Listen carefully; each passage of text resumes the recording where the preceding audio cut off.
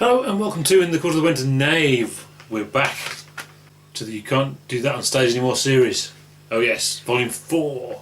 I didn't buy this for years because I wasn't a big fan of Volume 3, and I kind of wanted Volume 5 because I knew that one had a whole load of 82 band stuff on there.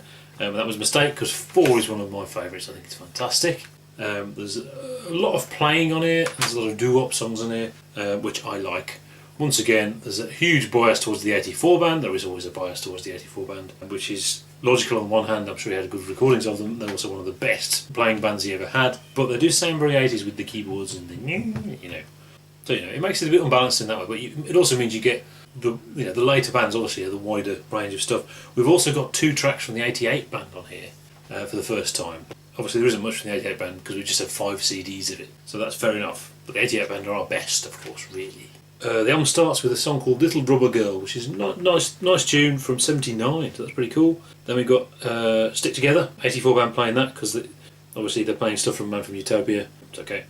Then we've got 2 more 84 performances of My Guitar Wants to Kill Your Mama, and a bit of Willie the Pimp as well, so that's pretty cool. It's certainly interesting hearing what Ike Willis sing Willie the Pimp. I usually prefer Ike Willis for everything, or Ike Willis and Ray White, but obviously Captain Beefheart is such a unique voice, unique character that it's better with Captain Beefheart, but still it is just great to hear the 84 man playing Willie the Pimp, and it's not something we've heard very much of. So that's cool. We've got another version of Montana, and it's a spliced version of 2 different things, so from the Roxy era, 73, and then the 84 band again, but a spliced version, so it cuts into 84 at one point. You'd think that would be really jarring because of the change in sound, but actually I think it works well. I think it's a good version of that song.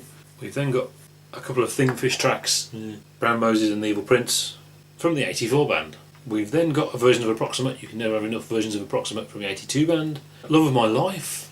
Love of My Life. This is my favourite track from Reuben and the Jets. I think it's a great song, and I like the later versions. This is an interesting one because it isn't quite like the Tinseltown Rebellion version. This is the Mud Club version, and I can't quite figure out what that is because I know Zappa actually DJ'd at the Mud Club. I don't know whether the band played at the Mud Club or whether Zappa deliberately got the band recorded in the studio and then did a mix of a version he would play in the Mud Club. Maybe.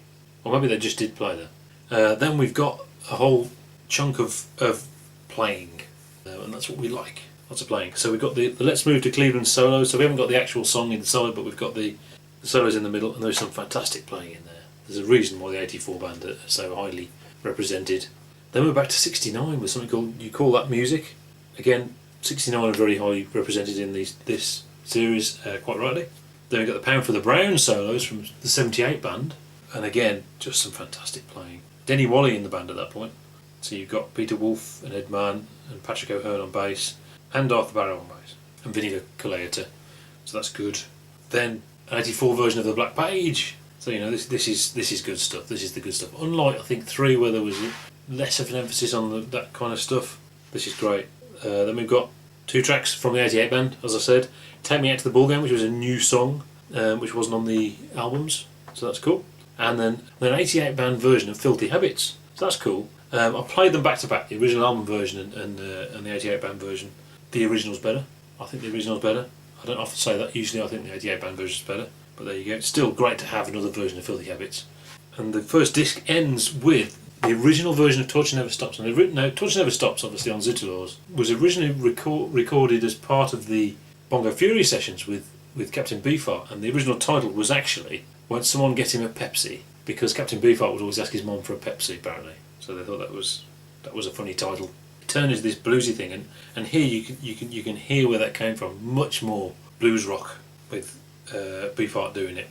Better than the album version again, but then I think all the official versions of Touch Never Stops are all great and all better than the original album version. But that's the most interesting one in a way because it's substantially different. On to disc 2, track 1 is Church Chat, 82 band, so there's some parody stuff going on there. Then we've got an 82 band version of Stevie's Spanking, so a whole load of playing, obviously, with Steve Vai and Zappa. It's interesting how much Steve Vai sounds like Zappa when he plays with him. And I'm assuming he's obviously trying to ape his style a bit. It's funny how it doesn't quite sound like Steve Vai as we know him. Outside Now. You can never have enough versions of Outside Now. The 84 band version of Outside Now. Yes.